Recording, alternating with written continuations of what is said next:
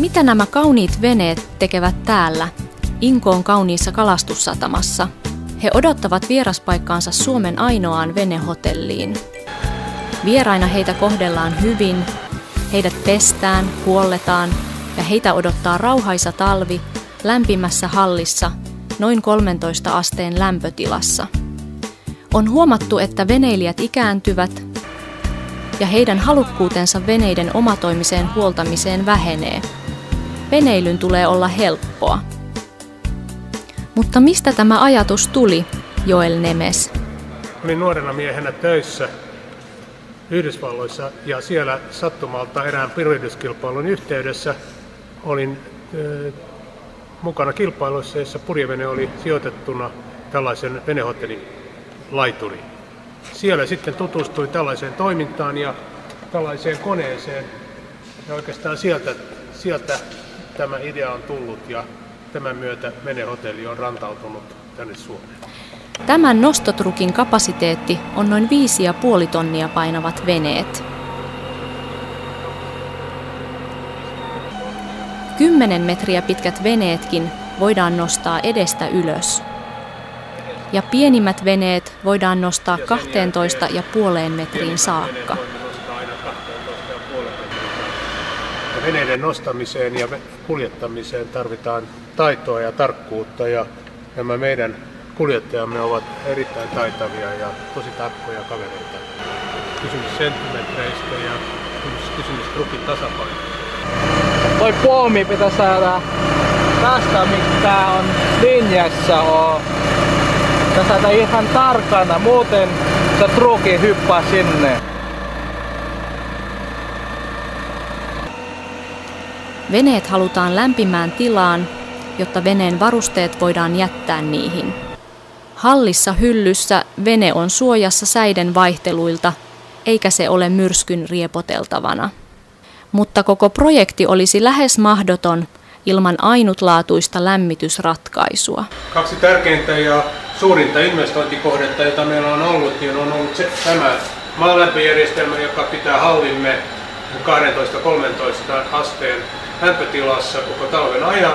Ja toinen tärkeä investointikohde oli tämä sprinkler-laitteisto, joka suurteho sähköpumpulla tai sitten tämmöisellä dieselpumpulla pitää huolen palontorjunnasta. Veneet säilyvät kuivina, kaikki sisustuksessa olevat tarvikkeet ja muut laitteistot säilyvät kuivina ja kuivaavat talven yli. Mutta miten se toimii käytännössä? Ensiksi, säässä kuin säässä, koulutetut ammattilaiset nostavat veneet trukin avulla. Se on tarkkaa ja vaativaa toimintaa.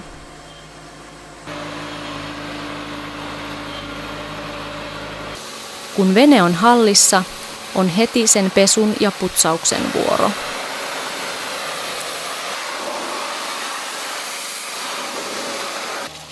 Sen jälkeen moottorin jäähdytysjärjestelmä huuhdellaan makealla vedellä tai pyynnöstä lykolilla ruosteenestoa varten. Eli vetolaitteisiin käytämme niihin erikoistunutta näkin ja simpukoitten poisto pesuainetta. Aina on nyt vaikuttanut 5 minuuttia. Kun vene on kuivattu, se nostetaan omalle paikalleen. Hallissa on 5 hyllykerrosta ja noin 200 paikkaa.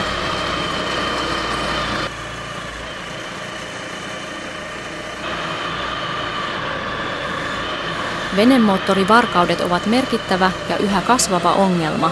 Venehotellissa veneet ovat turvassa.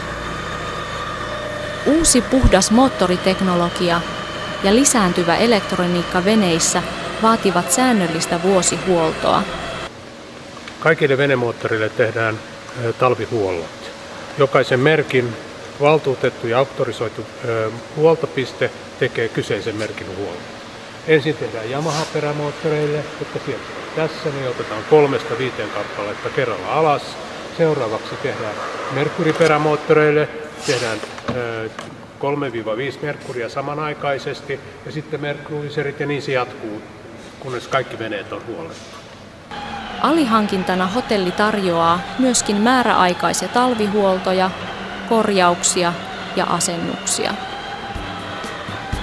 Kasvava asiakasmäärä kielii siitä, että hinnat ovat kohdallaan ja että konsepti takaa 365 huolletonta veneilypäivää kuluttajille.